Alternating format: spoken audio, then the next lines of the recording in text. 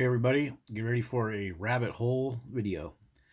Okay, have you guys ever noticed that a lot of people that own dogs are constantly coughing, blowing snot rockets, having ear infections or lung infections, especially those that have a lot of dogs inside their house? Well, I've noticed this over the years. I know a married couple that got a dog, and when they started having the dog in the bed, the wife started having rashes, bronchitis, allergies, and I've known other people that have had the same issue. Wounds on their arms not healing. So I was thinking, could these ear infections be caused by pet dander getting in people's ears or lungs? So I just started off by looking up ear infections, and they're on the rise, as well as other respiratory viruses. So this is one article. I'll throw this link in the description. What it talks about after a decline, ear infections are back up. So,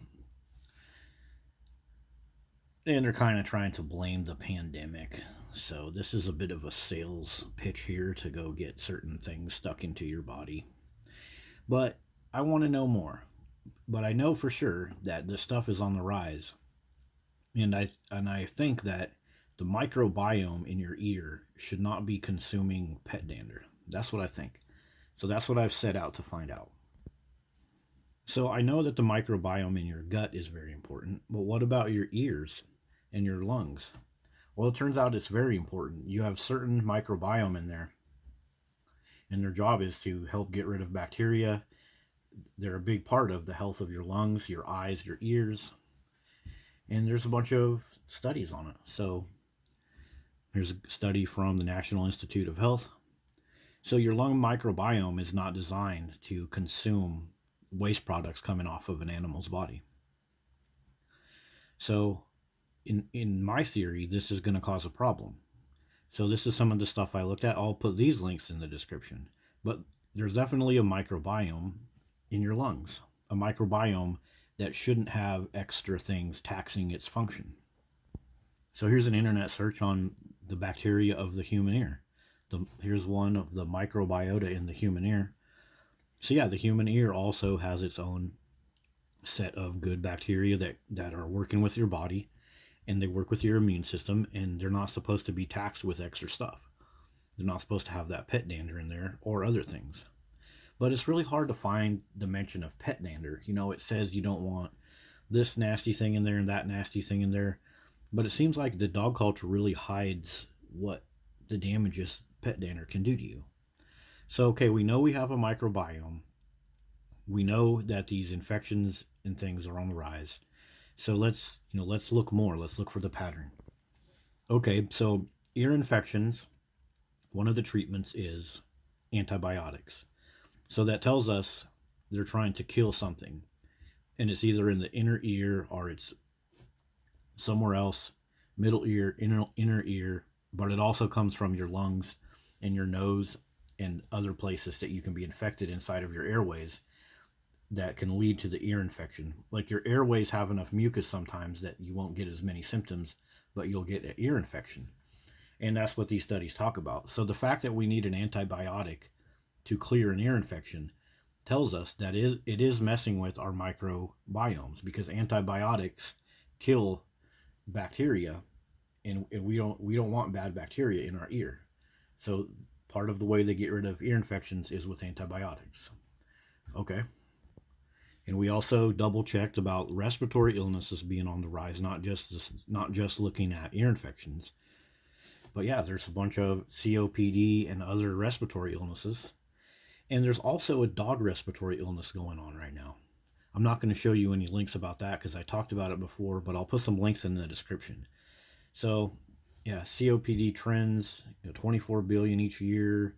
There's all kinds of crazy who do you think is going to benefit from us having these infections?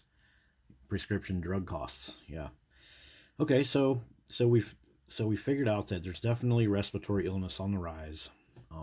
This study here tells you to wash your hands, avoid touching your face, avoid contact such as kissing, sharing cups and eating utensils, and sharing doorknobs and mobile devices. But isn't it interesting that dog lovers will literally consume the saliva of their dog with these puppy kisses all the time and have them up in their beds and stuff too? But That's what the Red Cross says. Don't be sharing that kind of stuff, but they don't mention dogs, so that's kind of weird. But let's move on. Let's just kind of have a quick look at allergies, because allergies are what they say causes ear infections or allergens. Well, Americans spend 24 million. They have 24 million Americans have it. This many diagnosed. This many work days lost. So children, parents, all these percentages, symptoms, these common symptoms. I mean, this is like what most people have anyways right now, really, like almost all year. Annual cost 8 billion.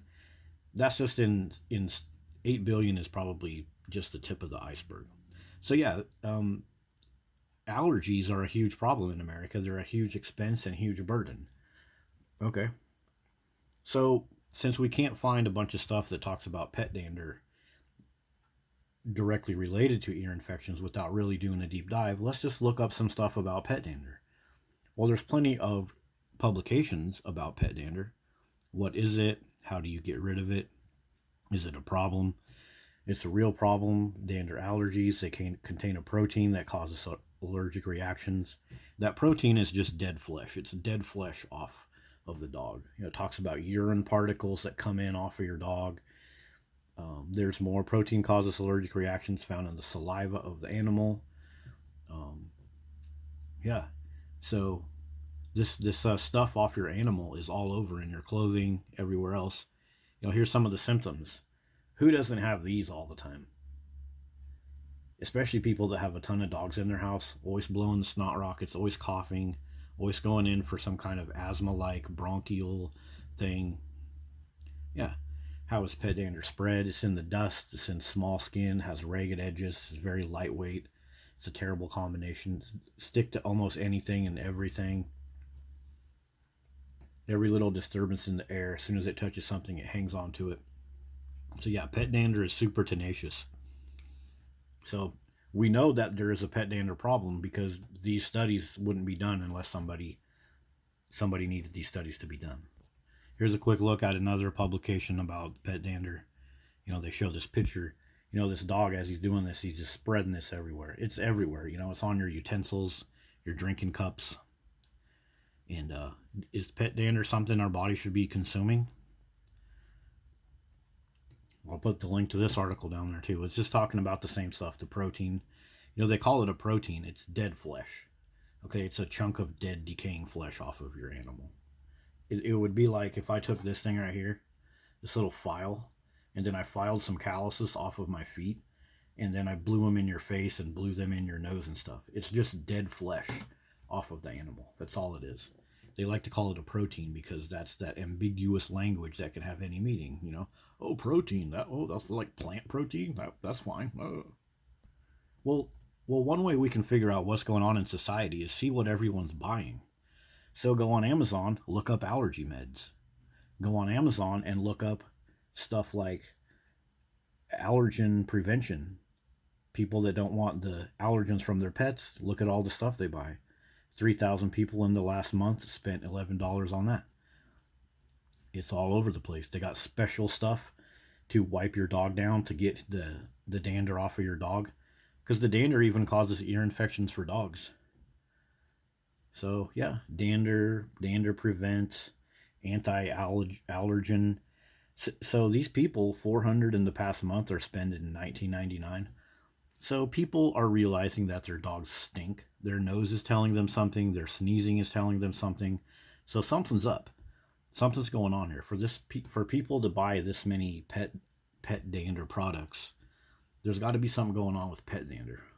Something is not being shared with us. Okay, so as I started doing all this research, I feel like I was making sense. Messing up our gut microbiome with all this stuff, but I couldn't find a lot of stuff. I just kind of had to go at it from the side to figure it out. However, look what I figured out. Groomer's lung. So what is this? So groomer's lung is a serious issue for people that groom dogs because the hair, the dander, the piss and shit particles gets in their lungs, causes emphysema, causes scarring in their lungs, infections in their lungs, a whole myriad of problems that these groomers have. So groomer's lung. I'm going to throw this link in the description. Groomer's lung. Here's another one right here. What is groomer's lung disease? The very scary statistics on groomers' lung disease. So this stuff's pretty nasty. See what they're talking about? Allergens and flying fur. Aha. So we had to go look at the industry that supports dogs to find the truth, because they're not just going to put it in these studies, because that's going to reduce the sale of dogs. You know, all these dogs that they bring across the border from other states where people give up on dogs that make our life long-term worse. Yep. Groomers without wearing a mask. These tasks cause health risk, expose them to microbes and dog hair splinters. So these dog hair splinters, they stick in your lungs. They stick in the little round things that help you bring oxygen into your body, and they don't get removed. It's like asbestos. It's absolutely nasty, and you guys should look at it. Dogs should be nowhere in any of your living quarters, your bedroom, your couch, anywhere.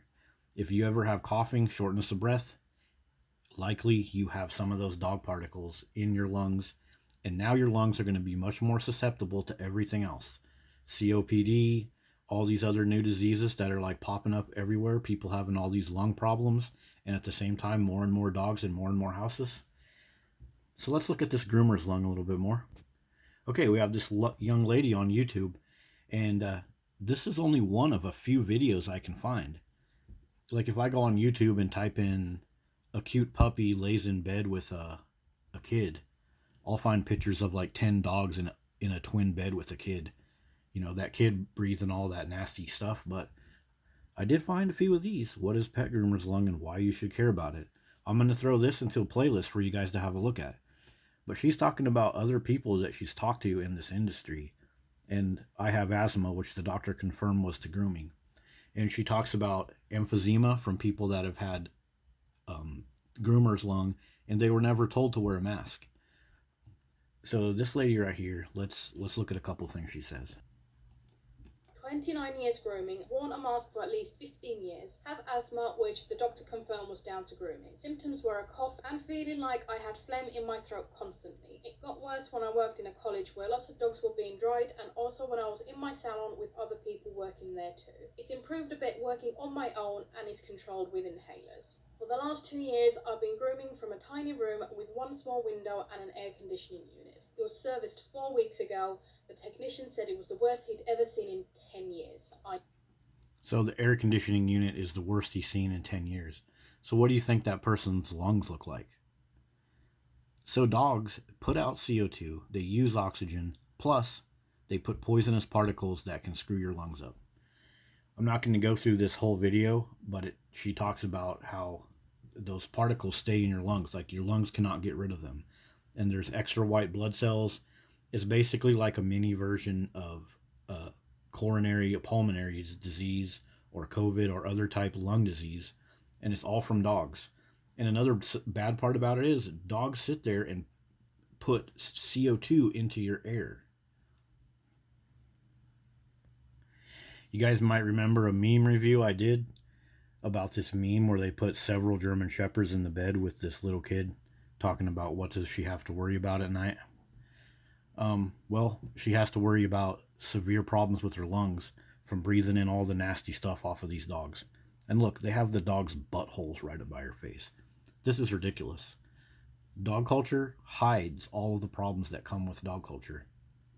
And it's pretty nasty. So I'll link this video in case you guys haven't watched it. It's a pretty good one. Okay, one more quick look at a YouTube video. I'll put this one in the description as well. This young lady is a dog groomer, and she's talking about when she washes her masks, there's still tiny bits of hair that scratch and irritate her face. So what do you think those hairs are doing in your lungs? They're creating mucus and scar tissue. Yes, scar tissue is being created in your lungs by breathing pet dander and dog hair. In this material. So I can always feel it on my face, and it really has not benefited me. So I personally do not like this one. So that's just a quick look at this video. She talks about other people that she knows in the grooming, and she talks about how no one told her. This person and the other people's videos that I've looked up, When they first started grooming dogs, no one told them the dangers of breathing this stuff, and they developed coughs, shortness of breath, constant phlegm, having to have allergy medications all the time. And yeah, so there you go. Pet dander is absolutely nasty for you, and there's the proof. So all that stuff that I was thinking about the microbiome and everything else, it's true. Breathing that stuff, making your body, making your lungs and your ears and your ear canal and your nose, forcing those bacteria to try to digest dead dog particles, that's fucking gross. You shouldn't be doing that to your body. When you smell how nasty a dog smells, the breath on a dog, the way that someone's dog house smells, that's your body telling you no. You should start listening to your human body. You should start connecting with humanity and stop, forcing your body basically to digest dead dog particles. So there are my 2 videos that I'm going to share. If I can find any other ones, I'll put them in there. I just typed in dog groomer's lung, and I typed in groomer's lung and pet groomer's lung, and I got these 2, but hardly anything else. It's like if I typed in any other keyword search about dogs, I would get all kinds of pictures of babies laying with dogs, people feeding dogs off of their plate. And so yeah, this is part of the propaganda machine as well, because nobody knows about this, and it's terrible, and it's messing up people's lungs, and all these other illnesses are on the rise, and dog ownership is on the rise. Another thing about these groomers, most of them work in areas that have vacuums going all day. So the pet dander is also being sucked through several filters, but they still get groomer's lung. They have, when they cut the dog, the shear has a vacuum on the end, and they have, they always have water going to drain the muck and stuff off the dog. You see, like this dog here, he's in one of those little things. Like here's that, they have the vacuum hanging up like that. So these places, they also have a controlled environment. So you're living in a controlled environment, and you're still getting all of these issues with your lung. And what do you think's happening to these kids that have several dogs up in their house, pumping out CO2 into their house, using up their oxygen, and filling their lungs with nasty, sharp dander that sticks in there and causes scar tissue in the lungs of kids? Yeah, pretty nasty, people. So don't forget to comment. Let me know what you think, and have a look at these videos. Do you think we should be up here breathing all these waste products that come off of dogs? I don't think we should. And if you look at the pattern in society of all these illnesses that get worse and worse and worse, right alongside the increasing dog ownership, then you just have to, ask yourself, is owning dogs worth having a society of sick people that need more and more antibiotics and more dependency on pharmaceutical companies?